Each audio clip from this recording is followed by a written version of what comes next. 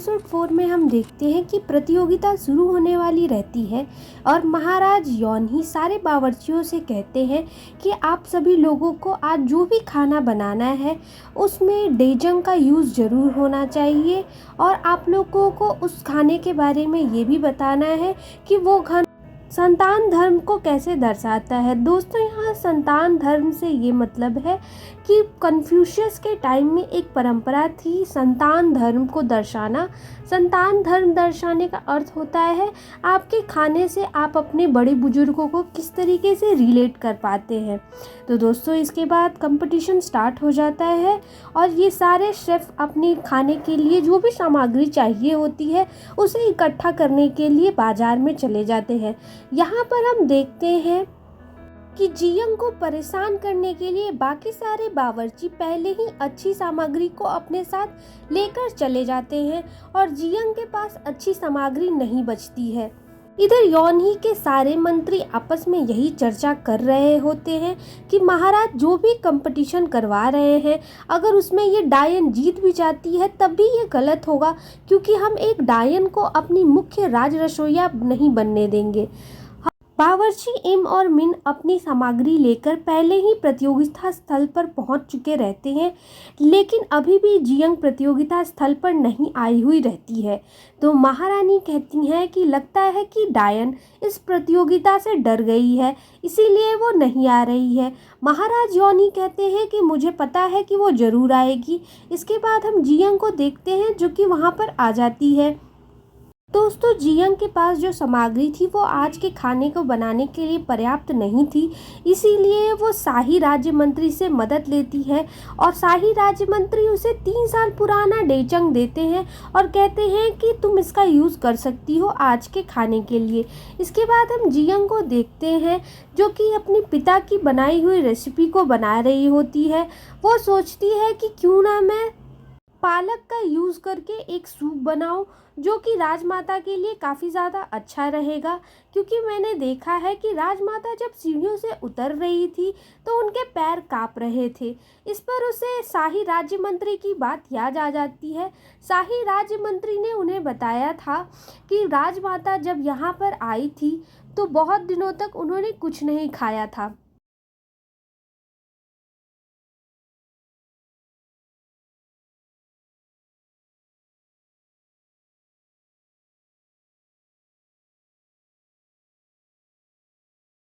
राजमाता जिस गांव से आई थी वो गांव सांगमिन नदी के किनारे बसा हुआ था और शाही राज्य मंत्री जियंग को बताते हैं कि राजमाता कई दिनों तक शाही बावर्ची खाने में कि मुझे वैसा स्वाद कभी नहीं मिला जो सांगमिन नदी के किनारे बसे हुए मेरे घर में बनाया जाता था।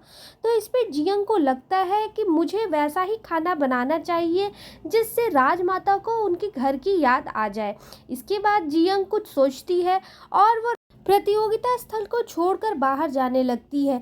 तभी वहां पर मौजूद सैनिक जियंग को पकड़ लेते हैं और उसे राजा के सामने लाकर पेश कर देते हैं। यहाँ पे राजमाता जियंग से पूछती है कि तुम आखिर कहाँ जाना चाहती हो, तुम्हें बीच प्रतियोगिता में बाहर जाने की अनुमति नहीं है। तो इस पे जियंग कहती है कि मुझे माफ़ कर दीजिए राजमाता, लेकिन मेरी एक बहुत ही ज़रूरी सामग्री बाहर छूट गई है और मेरे लिए वो काफ़ी ज़्यादा ज़रूरी है। तो इस पे शाही सखी कहती है कि महाराज ये तो गलत बात है, इस तरीके से आप खाने के बीच में आप सामग्री लाने नहीं जा सकते हैं, ये तो नियम के विरुद्ध है। लेकिन महाराज यौनही कहते हैं कि मैंने ऐसा कोई भी नियम नहीं बनाया है जिसमें सामग्री घट जाने पर आप बाहर नहीं जा सकते। इसीलिए महाराज कहते हैं कि मैं तुम्हें आदेश देता हूँ, तुम बाहर जाकर अपनी सामग्री ला सकती हो। वक्त काफ़ी कम होने की वजह से जियंग बाहर नहीं जाती है और वो अपनी दोस्त खिलगम को कहती है कि तुम्हें बाहर से ये सामान लाना होगा। लेकिन हम देखते हैं कि बाहर निकलते ही खिलगम पर शाही सखी की दासी हमला कर देती है और इसकी वजह से वो नीचे गिर जाती है। इधर खिलगम के काफ़ी ज़्यादा देर हो जाने पर जियंग काफ़ी ज़्यादा सोच में पड़ जाती है कि आखिर खिलगम को इतनी ज़्यादा देर क्यों हो रही है। बावर्ची मिन आज के प्रतियोगिता के लिए ओमांडू बना रहे थे। ओमांडू में वो मछली की स्किन का यूज़ करते हैं। बावर्ची इम आज योंगपो बना रहे होते हैं। योंगपो एक खास प्रकार की डिश है जो टोफू से बनाई जाती है। हमें यहाँ पे ये पता चलता है कि राजमाता को पिछली बार योंगपो काफ़ी ज़्यादा अच्छा लगा था, इसीलिए बावर्ची इम आज फिर से उसी योंगपो को बना रहे होते हैं। यहाँ पर राजमाता तीनों प्रतियोगियों से ये भी कहती हैं कि आप तीनों को अपनी डिश में टोफू डालना काफ़ी ज़्यादा ज़रूरी है, इसीलिए ये लोग टोफू का यूज़ कर रहे होते हैं। तभी वहाँ पे खिलगम आ जाती है और खिलगम जियंग से कहती है कि आपने मुझसे जो मंगवाया था वो मैं आपके लिए ले आई हूँ, लेकिन यहाँ पे खिलगम को काफ़ी ज़्यादा चोटें आई हुई रहती है। तो जियंग उससे पूछती है कि आखिर तुम्हारे साथ क्या हुआ। तो खिलगम कहती है कि दीदी आप मेरी चिंता मत करिए, मैं ठीक हूँ, आप जाइए प्रतियोगिता पर ध्यान दीजिए। इसके बाद हम देखते हैं कि राजमाता योनी से कहती हैं कि मुझे लगता है कि आप उस डायन के खाने को लेकर काफ़ी ज़्यादा उत्सुक हैं। आपको क्या लगता है कि आज की प्रतियोगिता में सबसे अच्छा खाना कौन बनाएगा। महाराजा योनी कहते हैं कि मैंने शाही बावर्ची के खाने को काफ़ी ज़्यादा पसंद किया है। उन्होंने मेरे लिए 2-3 बार खाना बनाया है और वो खाना काफ़ी ज़्यादा अच्छा रहा है, इसलिए मैं देखना चाहता हूँ कि आज आखिर शाही बावर्ची हमारे लिए क्या बनाती हैं। दोस्तों, इसी के साथ प्रतियोगिता का समय समाप्त हो जाता है और सबसे पहले शाही बावर्ची मिन को बुलाया जाता है। शाही बावर्ची अपने ओमांडू को लेकर सभी के सामने खड़े हो जाते हैं। यहाँ पर इन तीनों के चखने से पहले ओमांडू को शाही निरीक्षक चखती हैं और उसके बाद ये तीनों ओमांडू को खाना शुरू करते हैं। ओमांडू काफ़ी अच्छा बना रहता है, इसकी तारीफ तीनों करते हैं, लेकिन महाराजा यौन ही कहते हैं कि ओमांडू काफ़ी ज़्यादा अच्छा है, लेकिन इसमें कोई ऐसा टेस्ट नहीं है जो मैं ये कह सकूं कि ये काफ़ी ज़्यादा यूनिक है। नेक्स्ट डिश लेकर वहाँ पर शेफ़ इम आ जाते हैं। शेफ़ इम कहते हैं कि राजमाता आपने पिछली जो योंगपो चखा था तो वो आपको काफ़ी ज़्यादा पसंद आया था, इसीलिए मैंने फिर से इस बार योंगपो ही बनाया है। मैंने कोशिश की है कि इस बार आपके लिए योंगपो को मैं और अच्छे तरीके से बना पाऊँ। इसके बाद ये शेफ़ इम की योंगपो को टेस्ट करते हैं। योंगपो काफ़ी ज़्यादा अच्छा बना रहता है, लेकिन अगेन यौन ही यही बात कहता है कि योंगपो काफ़ी अच्छा है, लेकिन इस डिश में कुछ भी ऐसा नया नहीं है। और इसके बाद जियंग को अपने खाने को प्रस्तुत करने के लिए कहा जाता है। जियंग सबके सामने अपना खाना रखती है। जियंग का खाना देखने में काफ़ी ज़्यादा नॉर्मल दिखता है, जिसकी वजह से शाही सखी जियंग का मजाक उड़ाती है कि आखिर ये तुमने क्या सोचकर बनाया है। इसके बाद जियंग कहती है कि मैंने आज वो डिश बनाई है जिसमें पालक का सूप है, टोफू है और कुछ पास्ता के टुकड़े हैं। मुझे लगता है कि आप लोगों को ये डिश काफ़ी ज़्यादा पसंद आएगी। इसके बाद राजमाता उस डिश को जैसे ही चखती हैं, उन्हें वही स्वाद महसूस होता है जो सांगमिन में उसकी माँ ने उसे अंतिम वक्त खिलाया था जब वो राजमहल आने वाली थी। ये खाने के बाद ही वो जियंग से काफ़ी ज़्यादा खुश हो जाती हैं और वो कहती हैं कि मैं इतने सालों से इस राजमहल में थी, मैं हमेशा से ढूंढती थी कि कोई मुझे ऐसा खाना बना के दे जिससे मुझे मेरी माँ की याद आ जाए, लेकिन कभी वो ऐसा खाना कोई नहीं बना पाया। इसके बाद वो जियंग से पूछती है कि आखिर तुमने वो क्या सामग्री मंगवाई थी और जो तुमने इसमें डाला, तो वो बताती है कि मैंने सांगमिन नदी से कुछ सीपें मंगवाई थी, मैंने उन्हीं सीपों को डाला है, जिसकी वजह से इस सूप में वैसा ही टेस्ट आ रहा है जैसा आपकी माँ ने बनाया था। और दोस्तों, इसी के साथ प्रतियोगिता खत्म हो जाती है और हम देखते हैं कि जियंग यहाँ पर जीत जाती है। जियंग के जीतने के बाद बाकी दोनों प्रतिभागियों की एक हाथ को काटा जाना था, इसीलिए इन दोनों प्रतिभागी शेफ़ इम और शेफ़ मिन को आगे बुलाया जाता है और उन्हें उसी औजार के सामने अपने हाथ को रखने के लिए कहा जाता है।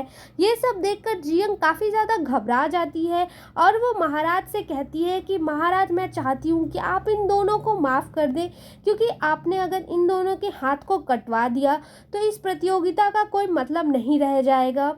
पर राजमाता भी महाराज से विनती करती है कि महाराज, मुझे माफ़ कर दीजिए, मेरी ही वजह से इतना सब कुछ हुआ, मुझे ही इस प्रतियोगिता का आयोजन नहीं करवाना चाहिए था। मुझे शाही रसोइया की काबिलियत पर शक था, इसीलिए मैंने ये प्रतियोगिता करवाया। मैं आपसे विनती करती हूँ कि इन दोनों प्रतिभागियों के हाथ को आप ना कटवाएं, इन दोनों को जाने दें। और इसके बाद हम देखते हैं कि महाराज इन दोनों प्रतिभागियों को माफ़ कर देते हैं और उन दोनों के हाथ को नहीं कटवाया जाता है। के बाद हम सारी शाही सखियों को देखते हैं जो कि राजमाता से बातें कर रही होती हैं कि आज तो महाराज राजमाता पर काफ़ी ज़्यादा गुस्सा थे। अगर उन्हें ये पता चल गया कि उनकी माँ की मौत किसी बीमारी से नहीं बल्कि किसी के जहर देने से हुई थी, तब क्या होगा। तो इसमें राजमाता कहती हैं कि मैं अगर समय में पीछे भी जा पाती तो मैं वही करती जो मैंने किया था। तो दोस्तों, हमें ये नहीं पता चलता है कि आखिर ये दोनों किस बारे में बातें कर रही होती हैं, क्योंकि ये हमें आगे के एपिसोड्स में पता चलेगा कि आखिर यौनही की माँ की हत्या कैसे हुई थी। प्रतियोगिता खत्म होने के बाद महाराज अपने कक्ष में वापस लौट रहे होते हैं, तभी वहाँ पे सांगजेई आ जाता है। सांगजेई महाराज को बताता है कि महाराज, आपको क्या लगता है कि आखिर ये खबर कैसे फैली। ये खबर कोई और नहीं बल्कि शाही सखी ही फैला रही थी। वो महाराज को ये भी बताता है कि आज की प्रतियोगिता का आयोजन शाही सखी ने ही करवाया था। शाही सखी ने ही राजमाता से जाकर ये बोला था कि डायन को हम राज रसोइया नहीं बनने देना चाहते हैं, इसीलिए हमें ये प्रतियोगिता करवानी होगी। तो इसके बाद राजा अपने सैनिकों से कहते हैं कि अभी मुझे शाही सखी के पास ले चलो। इधर शाही बावर्ची खाने में जियंग के जीत जाने के बाद ये दोनों बावर्ची उससे थोड़ा अच्छे से पेश आने लगते हैं और ये दोनों बावर्ची इस बात के लिए भी जियंग से खुश रहते हैं कि आज अगर जियंग महाराज से नहीं कहती तो शायद उन दोनों के हाथ कट गए रहते। इसीलिए ये दोनों जियंग को कहते हैं कि आज तुम्हारी वजह से हमारी जान बच गई, इसके लिए हम तुम्हारा काफ़ी ज़्यादा शुक्रिया अदा करते हैं। जियंग खिलगम से पूछती है कि आखिर तुम पर किसने हमला किया। तो खिलगम कहती है कि मुझे नहीं पता, मैं आपके लिए आपकी सामग्री लेकर आ ही रही होती है, तभी वहाँ पे एक औरत पीछे से मुझ पे हमला कर देती है। लेकिन तभी वहाँ पर वो नाटक वाला आदमी खोंगिल आ जाता है और वो मेरी जान बचा लेता है। नेक्स्ट सीन में हम फिर से शाही सखी को देखते हैं। शाही सखी अपनी दासी से बात कर रही होती है कि मुझे नहीं लगता कि ये डायन कोई आम इंसान है, ये डायन ज़रूर किसी मकसद से यहाँ पर आई है। तो शाही सखी की दासी कहती है कि आपकी बात तो सही है, लेकिन ये मानना भी ज़रूर पड़ेगा कि इस डायन में काफ़ी अच्छा खाना बनाने की कला है। के बाद वहाँ पर महाराज आ जाते हैं और महाराज शाही सखी पर काफ़ी ज़्यादा गुस्सा होते हैं कि आखिर तुमने प्रतियोगिता का आयोजन मुझसे पूछे बिना क्यों किया। तुमने अगर प्रतियोगिता का आयोजन मुझसे पूछे बिना किया तो इसका यही मतलब होता है कि तुमने मेरे फैसले पर सवाल उठाया, क्योंकि उस लड़की को मैंने ही शाही रसोइया नियुक्त किया था। तो अगर ये प्रतियोगिता हुई तो इसका मतलब तुम लोग मेरे फैसले पर सवाल उठा रही हो। और उन्होंने ये भी बताया कि राज्यपाल को शहर से बाहर निकालने की बात जो है वो अफवाह भी तुमने ही फैलाई है। तो इसके बाद शाही सखी उसे कहने लगती है कि आपकी माँ की मौत भी आपके पिता की वजह से ऐसे ही हुई, क्योंकि आपके पिता भी आपकी माँ पर भरोसा नहीं करते थे और आप भी मुझ पर भरोसा नहीं कर रहे हैं। लेकिन जैसे ही महाराज अपनी माँ की बात सुनते हैं वो काफ़ी ज़्यादा गुस्सा हो जाते हैं और तभी उन्हें सारी चीज़ें याद आने लगती हैं। फ्लैशबैक्स आने की वजह से महाराज बेहोश होने लगते हैं और वो वहाँ से बाहर निकल जाते हैं। दोस्तों, हमें यहाँ पर यह भी पता चलता है कि महाराज को ऐसे दौरे पहले भी पड़ चुके रहते हैं और जब उन्हें ऐसा दौरा आता है तब उन्हें सिर्फ मौकजू ही संभालती थी, लेकिन इस बार दौरा मौकजू की वजह से ही पड़ा है। तो महाराज को शांत करना इस बार काफ़ी ज़्यादा मुश्किल होने वाला था। सीन शिफ्ट होता है और हम जियंग और खिलगम को देखते हैं। यहाँ पे जियंग और खिलगम से मिलने के लिए सांगजेई आया हुआ रहता है। सांगजेई खिलगम और जियंग को कुछ चीज़ें देता है और वो कहता है कि मैं अगर तुम्हारा साथ दूंगा तो तुम्हें महाराज के साथ अपनी दोस्ती को बढ़ाना होगा। तो इस पर जियंग कहती है कि तुम्हें गलत समझ में आ रहा है, मैं महाराज से कोई दोस्ती वोस्ती नहीं करना चाहती हूँ। तो इस पर सांगजेई उसे मजाकिया लहजे में कहता है कि तुम्हें महाराज से अपनी दोस्ती को और गहरी करनी पड़ेगी, तभी मैं तुम्हारे लिए तुम्हारा वो झोला और तुम्हारी वो किताब को ढूंढ कर लाऊंगा। इसके बाद हम शाही बावर्ची खाने को देखते हैं। शाही बावर्ची खाने में शाही निरीक्षक आए हुए रहते हैं। वो यहाँ पे जियंग से कहते हैं कि आज महाराज काफ़ी ज़्यादा राज हैं और उन्हें दौरा भी पड़ा है। जब उन्हें दौरा पड़ा हुआ रहता है तो उन्हें संभालना काफ़ी ज़्यादा मुश्किल हो जाता है, क्योंकि वो काफ़ी गुस्सा रहते हैं। तो अगर तुम्हें आज कुछ भी बनाना है तो उस खाने में कोई भी गलती नहीं होनी चाहिए। वो खाना काफ़ी ज़्यादा स्वादिष्ट होना चाहिए, नहीं तो महाराज आज कुछ भी कर सकते हैं। इसके बाद हम देखते हैं कि जियंग अपने पिता की बनाई हुई डिश को वापस से यहाँ पे बनाती है और कहती है कि इस खाने को खाने के बाद मुझे पता है कि महाराज का गुस्सा शांत हो जाएगा। जियंग यहाँ पे पास्ता लेकर महाराज के पास जाती है और महाराज से कहती है कि महाराज, मैंने ये पास्ता सिर्फ आपके लिए बनाया है। मुझे पता है कि इस पास्ता को खाने के बाद आपको काफ़ी ज़्यादा अच्छा लगेगा। तो इसके बाद महाराज योनही जियंग के बनाए हुए पास्ता को खाते हैं और इस पास्ता को खाने के बाद सही में उन्हें काफ़ी ज़्यादा अच्छा लगता है। वो जियंग से पूछते हैं कि तुमने आखिर इसमें आज क्या यूज़ किया है। तो जियंग उन्हें बताती है कि महाराज, मैंने आज इसमें डोचोंग यूज़ किया है। तो महाराज गुस्सा हो जाते हैं। वो कहते हैं कि मैंने सुबह में यही खाया था, तुम फिर से मुझे यही खिला रही हो। तो इस पे कहती है जियंग कि महाराज मुझे माफ़ करिएगा, लेकिन ये जो खाना है ये इडली का है। महाराज को इडली समझ में नहीं आता है। खैर, उन्हें खाना काफ़ी ज़्यादा अच्छा लगता है और वो जियंग से पूछते हैं कि तुम इतना अच्छा खाना कहाँ से बनाना सीखी हो? आखिर तुम्हारे पिताजी कहाँ हैं? तुम कहो तो मैं तुम्हारे पिता को यहाँ से संदेशा भिजवा दूँ। तो जियंग कहती है कि महाराज, अगर मैं आपको बताऊँ तब भी आप मुझ पर यकीन नहीं होगा, क्योंकि मैं आज से नहीं बल्कि मैं भविष्य से आई हूँ। मेरे पास एक बुक थी जिसका नाम था मांगुन रॉक, और उसी बुक को पढ़ने के बाद मैं जेसॉन एरा में आ गई हूँ। तो महाराज कहते हैं कि ये वही बुक है जो मैंने पहाड़ी से नीचे फेंक दी थी। तो इस पे जियंग कहती है कि हाँ, वो वही बुक थी। योनही जियंग से पूछता है कि अगर तुम भविष्य से आई हो तो क्या तुम मुझे बता सकती हो कि मेरे साथ क्या होने वाला है? अगर तुमने सच सच बता दिया तो मैं तुम्हें तुम्हारी वो किताब ढूंढकर ज़रूर वापस लौटा दूंगा। लेकिन जियंग सोचती है कि अगर उसने महाराज को खापसिन विद्रोह के बारे में बताया तो हो सकता है कि महाराज गुस्सा हो जाए और उसके साथ फिर कुछ भी हो सकता है। इसीलिए वो महाराज को कुछ नहीं बताती। वो बस इतना कहती है कि आप अपने नज़दीकियों से दूर रहें, आपके नज़दीकी आपको तकलीफ़ पहुंचा सकते हैं। इसके बाद जियंग वहाँ से चली जाती है और हम देखते हैं कि महाराज योनही अपने पास एक डायरी रखा करते थे।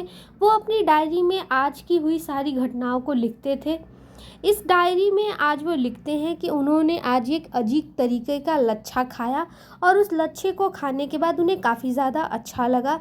दोस्तों, हमें यहाँ पे पता चलता है कि एक्चुअली ये वही बुक है जिस बुक को पढ़ने के बाद जियंग जेसॉनेरा में आ गई थी, क्योंकि महाराज को जब मांगुन रॉक बुक के बारे में पता लगता है तो उन्हें ये नाम काफ़ी ज़्यादा अच्छा लगता है और वो अपनी बुक का नाम मांगुन रॉक ही रख देते हैं। दोस्तों, इसके बाद हम देखते हैं कि एक आदमी महाराज के पास आता है और कहता है कि महाराज, वो जासूस जो आपके लिए एक खत लेकर आ रहा था उसकी हत्या किसी ने कर दी। तो महाराज यहाँ पे कहते हैं कि अब मुझे कैसे पता चलेगा कि मेरी माँ की हत्या आखिर कैसे हुई थी।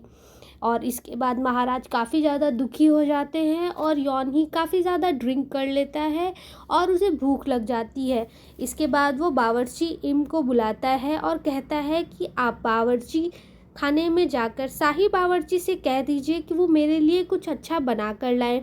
इसके बाद शाही बावर्ची जियंग महाराज के लिए कुछ बना कर ले आती है।